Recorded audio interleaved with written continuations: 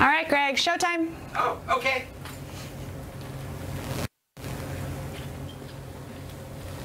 How do I look? Your hair looks great. Oh, great. Maybe someday you'll be tall enough to reach this. Thanks for the support. Oh, have a great show, little guy. Thank you, dear. I really gotta stop hiring tall assistants.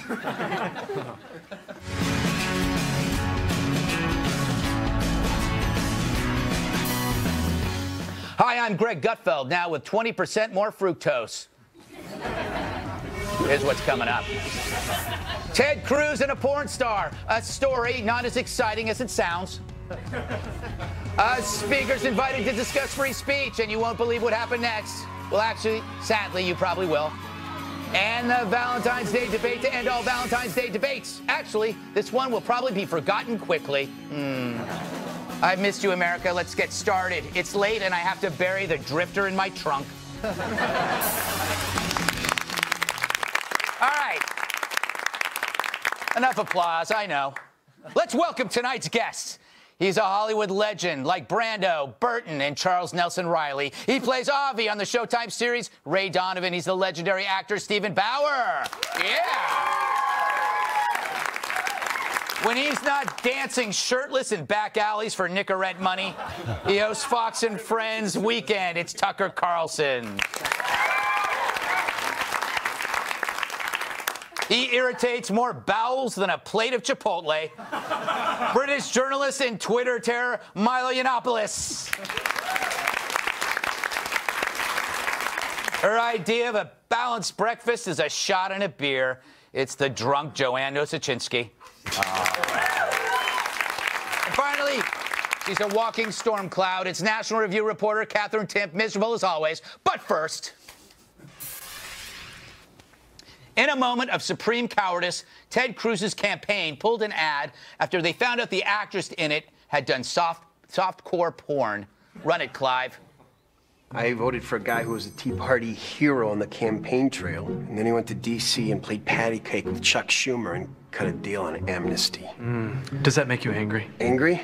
Makes me feel dumb for trusting him. Maybe you should vote for more than just a pretty face next time. That's Amy Lindsay. That's her. She had starred in classics like Kinky Sex Club, Insatiable Obsession, and Sex Spa 2, which I hear not as good as Sex Spa 1. I never saw these pictures. I only watched Disney films while volunteering in soup kitchens for sick orphans. But get this, a reporter recognized her.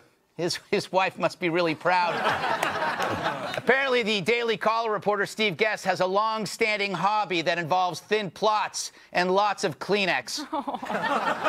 Cruz's campaign defends pulling the ad, saying had they known about Amy's past, she wouldn't have been hired. Well, that's Christian. So here's a woman who turned her life around, if you consider doing campaign ads a step up from porn, which I don't, and you punish her. The message seems to be if you're doing pornography now, don't bother stopping because you're never going to get a second chance in life. You are damaged for good. Anyway, she did far worse than smut. She once starred in Star Trek Voyager, which is essentially soft porn for finger-sniffing dorks cloaked in a bedbug-ridden fart blanket. And compare what she does to present-day crud. Have you seen HBO Girls? It makes softcore pornography seem like the 700 Club. And really, who does Amy remind you of anyway? She was lost, and now she's found. She saw the light after living in darkness. She sounds like Donald Trump, doesn't she? Once to the left of Harry Reid, he's now a fire-breathing righty. He's your daddy. If we accept that he's capable of change, then why not Amy? Trump should hire her. Seriously. But if Cruz had any guts, he should laud Amy for changing her life. But he won't, not with the religious vote in play. But if you're Christian, you got to ask, what would Jesus do? After all, he did forgive prostitutes. But here, political ambition outweighs following your faith. Poor Amy. She's 2016's Mary Magdalene, and we just aren't that forgiving anymore. Period. Thank you. right. I want to go to the actor first, Joanne. No, I'm kidding. Steven.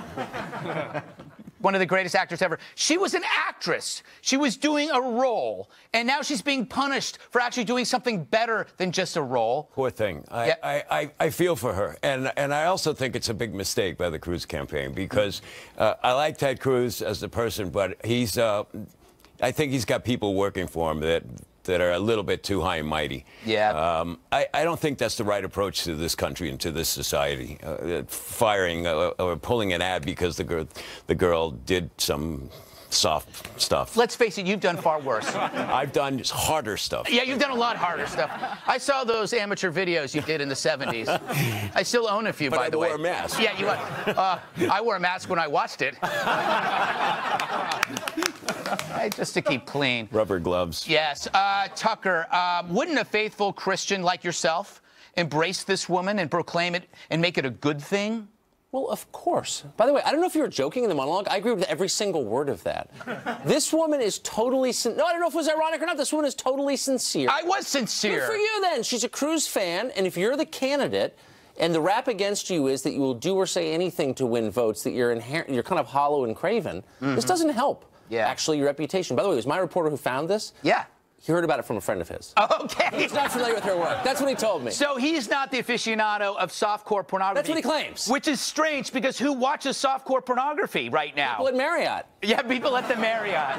I thought the Marriott banned it. That's why I stopped going there. Yeah. Milo, don't you agree with me that this is a great opportunity for Donald Trump to hire this woman, put it, as you like to call it, daddy? Daddy. Don't be a conservative. Call him daddy. Okay, all right. Don't you think he should do that? Is he missing an opportunity? Well, I mean, the guy was born in Canada. He's a softcore American. What right has he got to talk to anybody about softcore anything?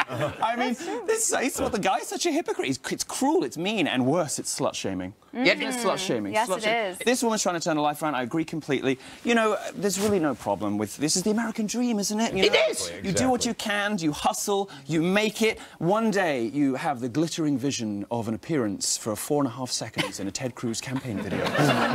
and because you once smooched on script, please, give me a break. I mean, Hollywood actresses have done worse things in blockbuster movies than this girl probably did in her videos. I find it appalling. I'm not kidding.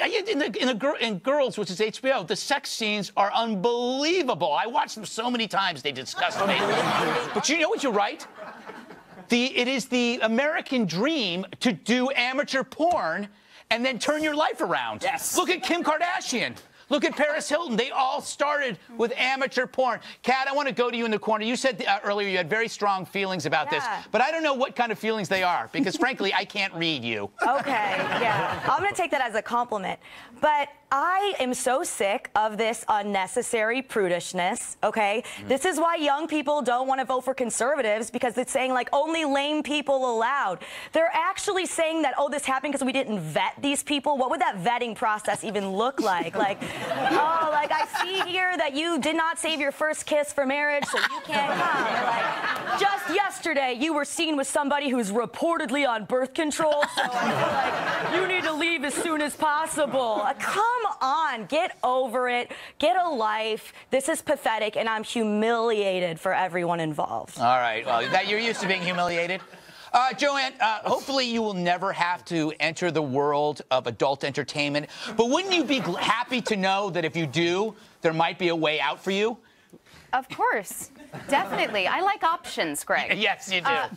Cruz had to pull this. He had to. When you are endorsed by the head of the Family Research Council, you have to. But that's not a bad thing because Amy is doing very well for herself. That's true. You will now have the career you always wanted. You weren't going to get it with a Cruz ad, but now you will because you have all the exposure in the world. She will get a much bigger contract from Vivid Entertainment. If you're laughing, you know what that is, and shame on you.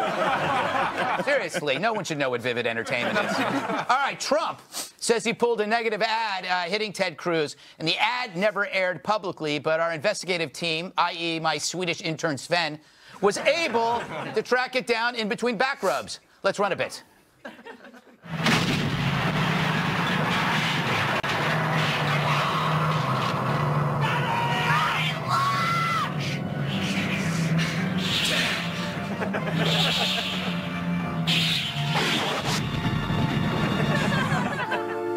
Where'd that snake come from? I'm Donald Trump, and I approve this message.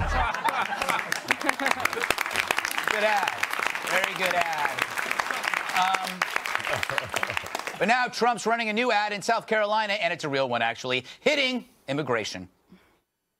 Jess Shaw was a 17-year-old football star who was gunned down just outside his home. His killer, an illegal immigrant gang member who just got out of prison. Jess's dad, Jameel, is supporting Donald Trump for president because he knows he will end illegal immigration. Trump is the only one saying, you're going to be dealt with. We're going to enforce that. We're going to enforce that. That's a beautiful thing. I believe Donald Trump wants to make us great again, and he loves America.